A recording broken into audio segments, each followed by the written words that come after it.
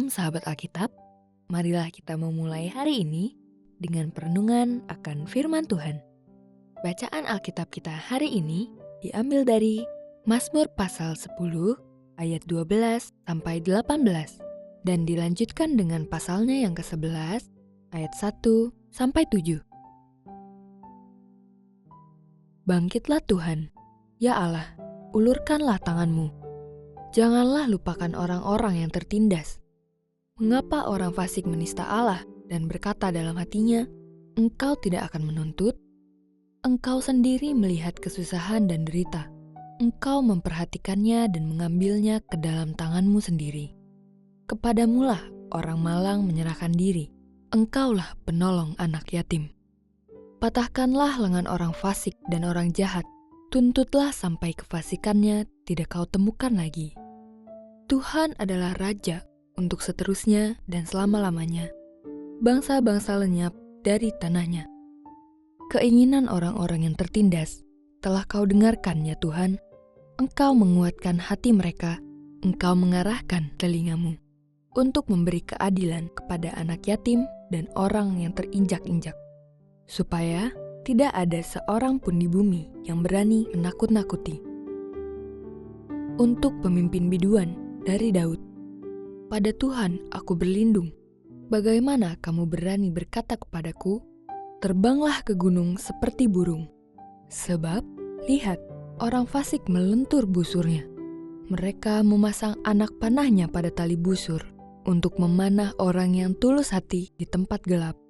Apabila dasar-dasar runtuh, apakah yang dapat dibuat oleh orang benar? Tuhan ada di dalam bait-Nya yang kudus. Tuhan tahtanya di surga. Matanya mengamat-amati, sorot matanya menguji anak-anak manusia.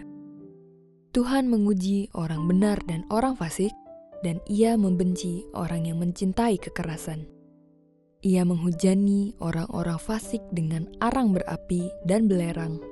Angin yang menghanguskan, itulah isi piala mereka. Sebab Tuhan itu adil, dan Ia mengasihi keadilan.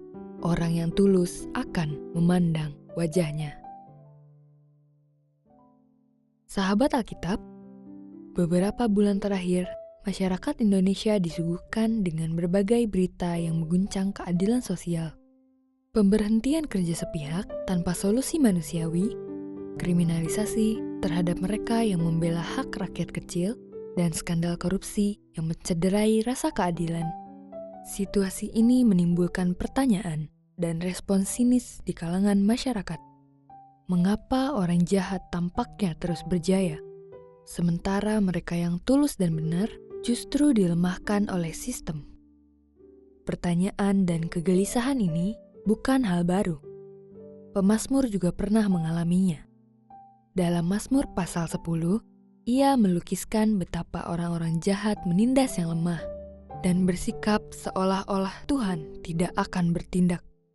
Mereka mengandalkan kekuasaan dan kelicikan, bahkan menyombongkan diri seolah Tuhan tidak melihat. Namun, di tengah kepedihan dan tangis ketidakadilan, pemazmur tidak menyerah. Ia menutup seruannya dengan penuh iman. Engkau menguatkan hati mereka, engkau mengarahkan dengan telingamu.